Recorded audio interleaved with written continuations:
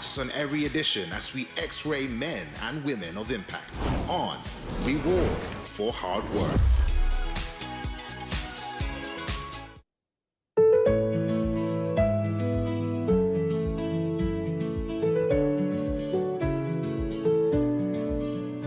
In a world where entrepreneurship knows no boundaries, one man has defied expectations, thriving in both real estate and agriculture.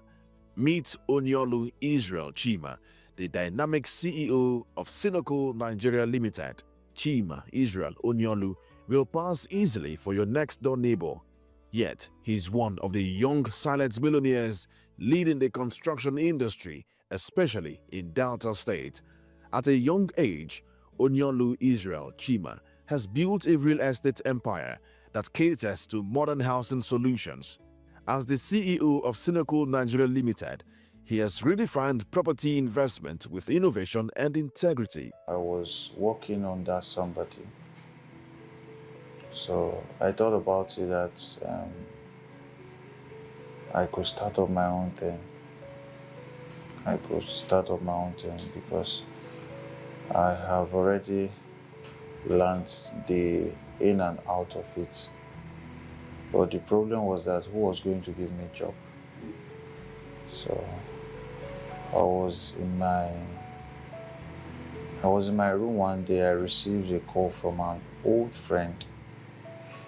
He said, I want to carry out a project, my personal project. The way he said it, he said, the thought of you just came to my mind. I remember then we were in school, you do all this building, construction thing. How far are you still doing it? I told him yes. He said, okay. I'm going to send you a picture and a drawing plan. That's what he said. Go through it and tell me how much you used to carry out the project. He sent it to me, I went through it. I was able to calculate it and I added a little profit for myself. So I sent to him, he said, wow, that is good that the other person that gave him the quote charged him higher, that is going to use me. I was surprised. That's the first time I was going to handle a project myself. I was a bit nervous, so I did not really believe him at first. So he said, send your account number. I just sent it reluctantly. So immediately I sent the account number. I woke up the next morning. I saw an alert on my phone. I saw the kind of money I've never seen before in my life. I was like, wow, really? He called me, said, how far? You don't receive them? I said, yes. So yeah, come, go start the project. That's how I started that project. It was a bit difficult for me because then I was trying to build my own team. I was working with somebody before. Now I'm trying to build my own team. So I started recruiting people so that we could do the project. That's how we started. After that project, I didn't make profit from that first one because that's my first project. Because in this our construction era, number one, I employed an engineer. Yes, because me, I'm a builder. I still need an engineer to work with. So I employed an engineer, I paid the engineer, I employed laborers, I paid them. In this construction thing, there's the business side. So if you don't understand the business era of it, you will end up losing money.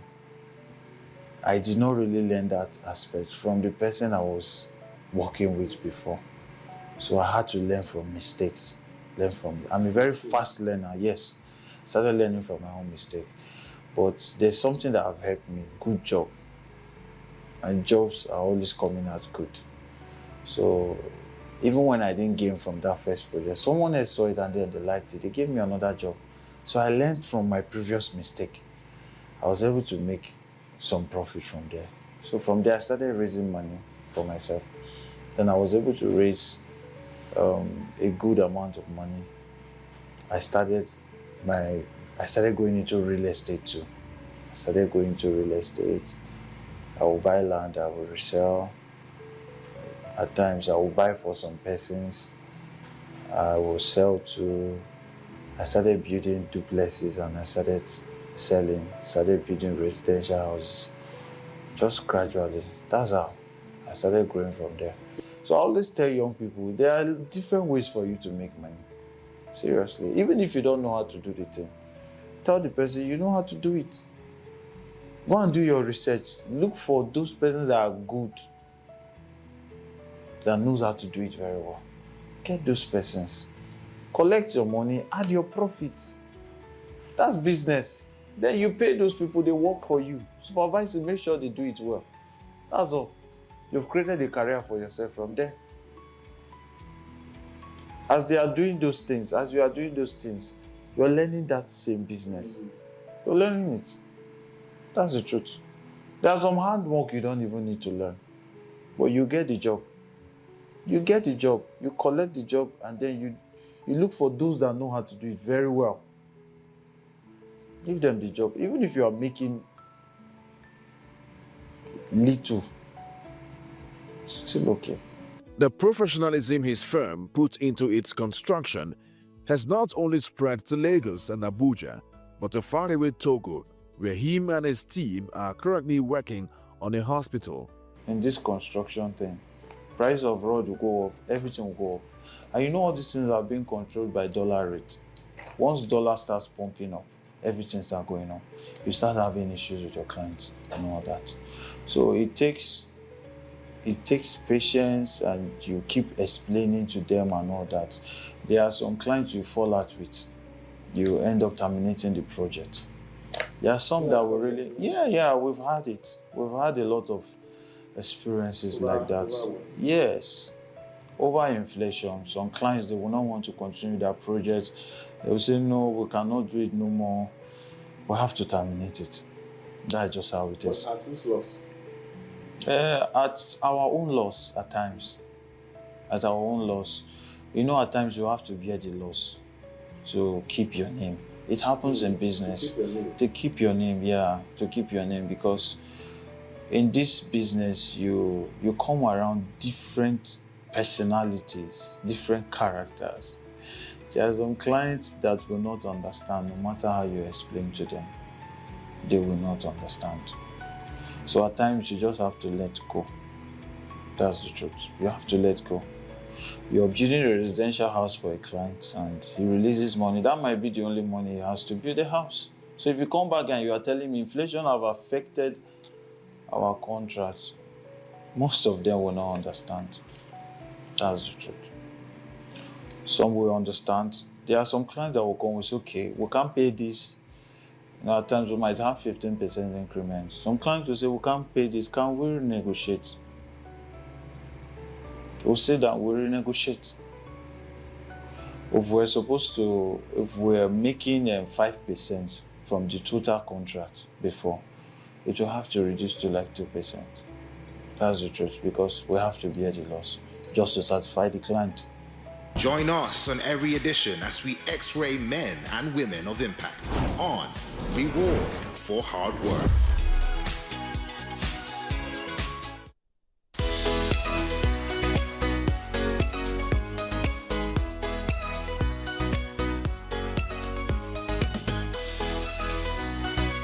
We specialize in premium skincare products and luxury spa treatments designed to nourish, glow, and rejuvenate your skin.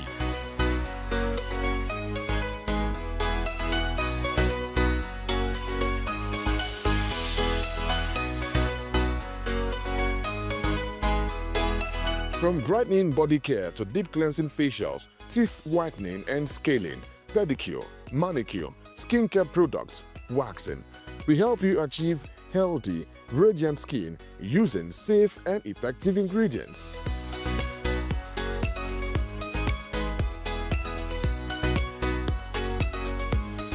(112) Aino Road off Grammar School Bus Stop, Ojodu Bega, Lagos. 0809-417-4090. Join us on every edition as we X-ray men and women of impact on Reward for Hard Work. Onyolu is not just a realtor. He's also making remarkable strides in agriculture, particularly in livestock farming, combining modern farming techniques with a deep understanding of livestock management. He is contributing to Nigeria's food security and economic growth. There's this woman that sells Sala soup. You know our Sala soup. So she uses this goat meat. So my friend took me there.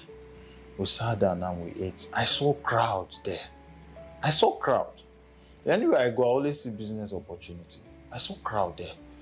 Then after eating the soup was so sweet. I enjoyed it. There were lots of meat in her portions of food. So I observed the woman. I went close to her and I asked her, "Madam, how are you?" She said she's good. I said, "Sorry, how many goats do you kill in a day?" She said she kills up to 10 goats every day. I said, "Really?" She said, "Yes." I said, "Okay, no problem." I went home, I didn't sleep that night. I started calculating it. I said, "This woman kills 10 goats in a day. That means someone can be selling close to 50 to 100 goats in a day in Asaba.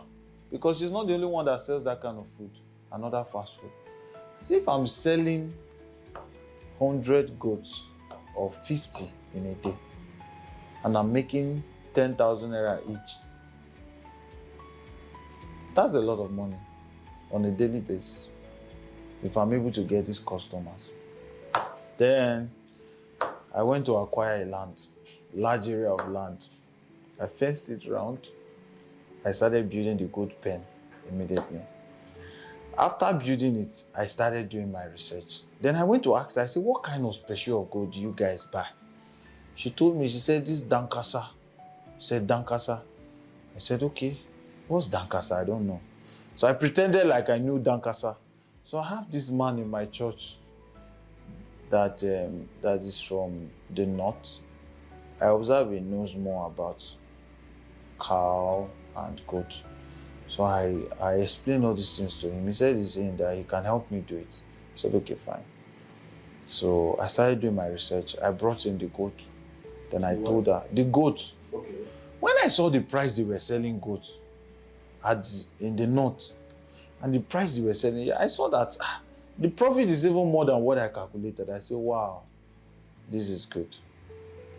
Then I brought in the goat. I was able to sell well. That's how it started. So as I'm talking to you right now, I'm building a poultry. A friend of mine has a poultry. And he told me that the demand of eggs is higher than what they are producing. I said, "Okay, I think I might go into this business." That's what I told him. He said, "Fine, I should go into it." I started doing my research. I researched and I said, "Okay, fine. If I have 10,000 beds, if it's worth taking care of, can be making close to 15 to 20 million naira in a month with my calculation." I said, "Fine." I'm a businessman. So anywhere I see business opportunity, I grab it. That's the truth. That's how I live my life. Because, at times, jobs might not come in from construction, but I have my family to sustain me and my family. Like every success story, Onyolu's journey has not been without challenges, ranging from economic fluctuations in real estate to disease control in goat farming. He speaks on the ease of doing business in Nigeria, speaks on challenges confronting business owners in the country. Something happened to me recently. I was opportune to have a $200,000. So I invested it in my business. $200,000. I think dollar was 850. Yes, dollar was 850. Watch what happened. You'll be surprised when I'm done. Dollar was 850. So I got a land for should be about 60 million. Then I divided into two. It's a 900 square meter. I divided into two. So I built twin duplex. After that, my plan was to sell for 150 million each. That was my plan. You see, the profit margin is high. So my capital was supposed to be 130 million, between that range, 130 to 120 million, between that range. So that's supposed to be my capital, money I'm investing, both money for the land and money I will use to build the 2 duplex. I put it up for sale. I got buyers. At the same time, this one brought 150 and this other one brought 150. And at that time, they were buying those houses from me. Dollars sparked up to 1,500. I was a bit distracted. I didn't check the dollar rates then because I had a lot of projects I was doing then. So after they paid the money, I went back. I was planning to reconvert the money to dollar. Yes. If you put them together, that's 300 million. That should be 300 million. So 300 million was $200,000. I sat down, I was not like, no. This is not adding up. That's what inflation has done to us. I invested $200,000. I ended up getting back my $200,000 without profit. So all the time was wasted. So the inflation is not only affecting the poor or those that does not have food to eat. It's still affecting us, the businessmen. Yes. And that business, I had investors that I worked with then. We had issues. Yeah, we had issues then. We had issues. Because sharing the percentage was a problem. It was a problem. Sharing the percentage was a problem. I was one of the people that really benefited from what Okowa did in his own time. Though I don't know him personally, he has never given me any project, he has never given me any contract, but he was able to make the state conducive for us to do business. And which I appreciate him for that also. Join us on every edition as we X-ray men and women of impact on Reward for Hard Work.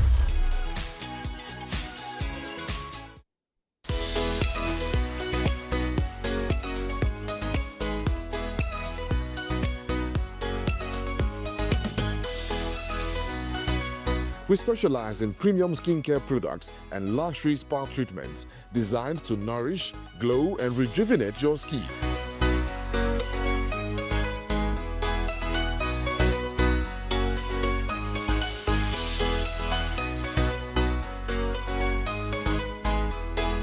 From brightening body care to deep cleansing facials, teeth whitening and scaling, pedicure, manicure, skincare products, waxing, we help you achieve healthy, radiant skin using safe and effective ingredients.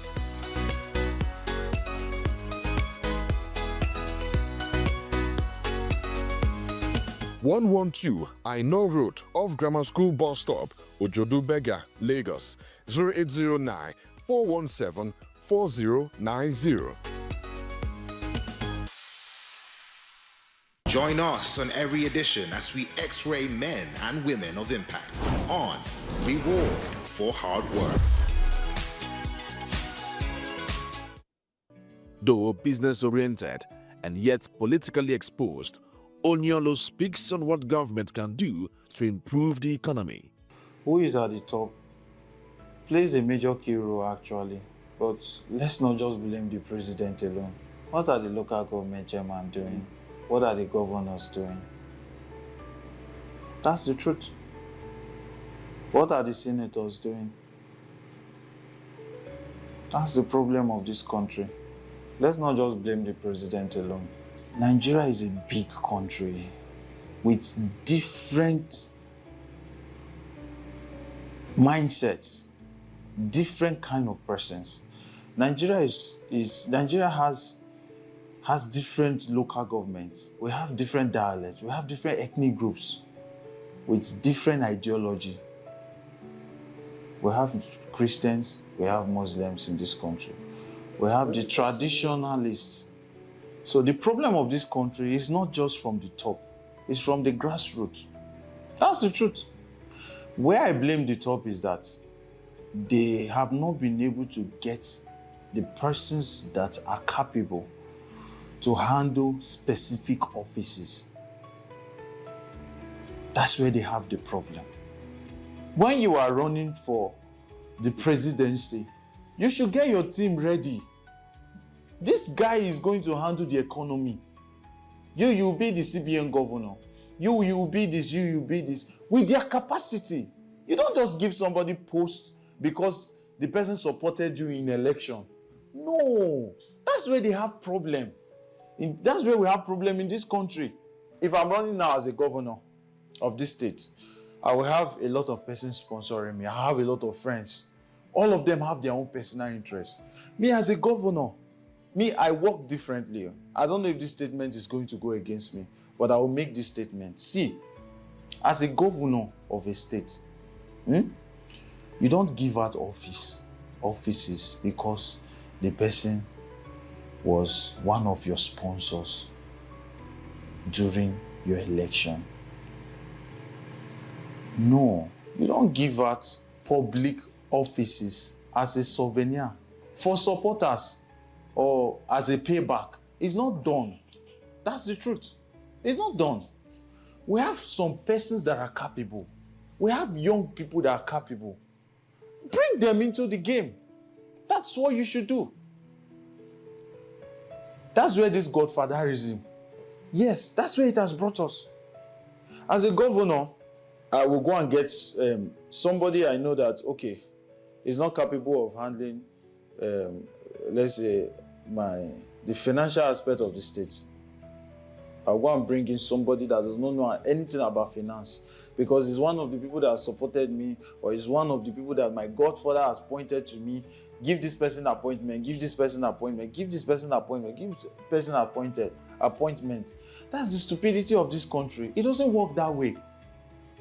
As a mentor and business leader, Onyolu Israel Chima is paving the way for the next generation of entrepreneurs, proving that success comes from vision, determination, and a willingness to diversify.